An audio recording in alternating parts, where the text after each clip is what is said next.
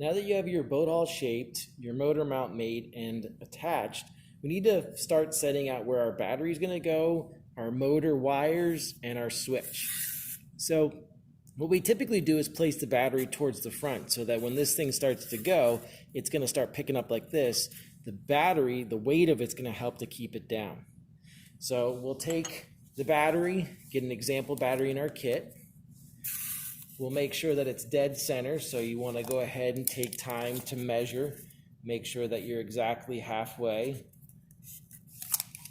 And then once you know exactly where it needs to go, you're going to trace around the battery. We want to actually give ourselves a little bit of extra room on the battery snap side because the battery snap has to fit into that location as well. Next thing we're going to do is taking our wires.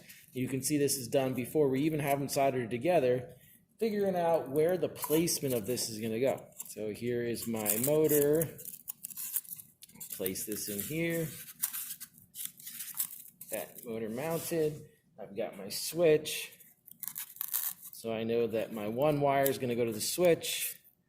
Another wire is going to go from the switch to the battery. And the last one's going to go back to my motor.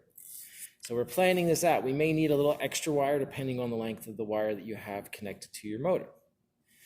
Once you know exactly where it's going to go, what I like to do is I take and I draw out my path. So I know this wire is going to go this direction. I know my switch is here, and there's going to be a wire that goes this direction. Then I'm going to have a wire coming out of here.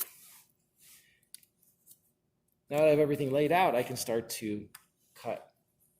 So with my wire, I'm just going to take an X-Acto knife, and I'm going to cut down in, not too deep, but notice that I'm making a sawing motion. So I'm pushing up and down as I'm making this cutting motion.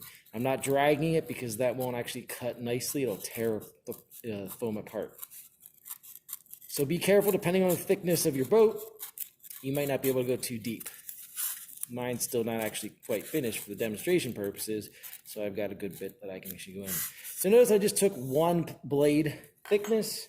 So when I come by and all my motor, all my battery wire and everything's together, I actually take this wire and I can push it down into that groove.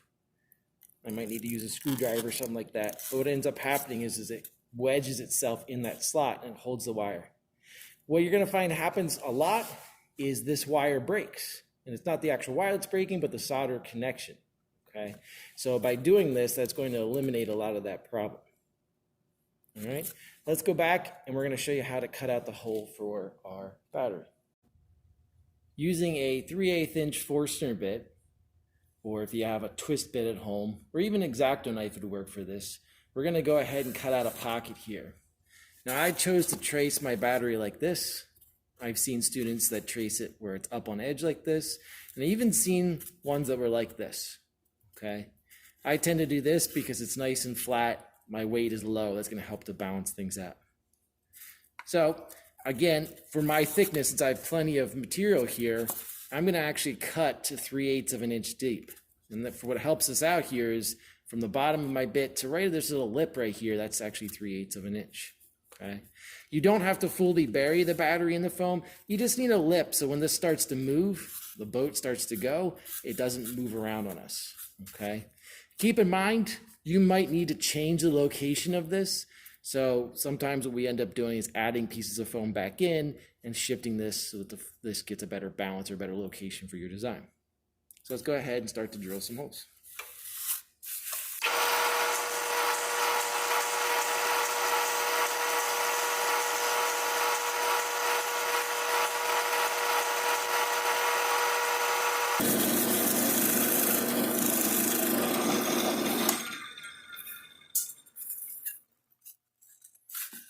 Now you've got a nice little pocket that even when I turn it almost perfectly on edge, it's still going to sit in there and not move on us. Now we have our battery slot cut out so I can actually fit my battery in here.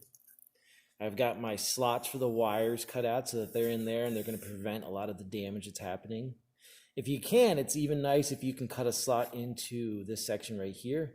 My wire is a little bit short, so I probably should extend it in order to put the wire back in over here.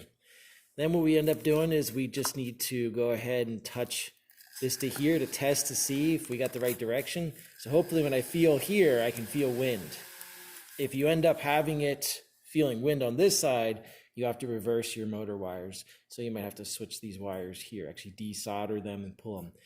Key thing here is you can't solder on this boat. What ends up happening is if you touch to the foam to the tip here, the plastic gets caught on there and it doesn't end up cleaning off very easily, and it ends up damaging our soldering pencils.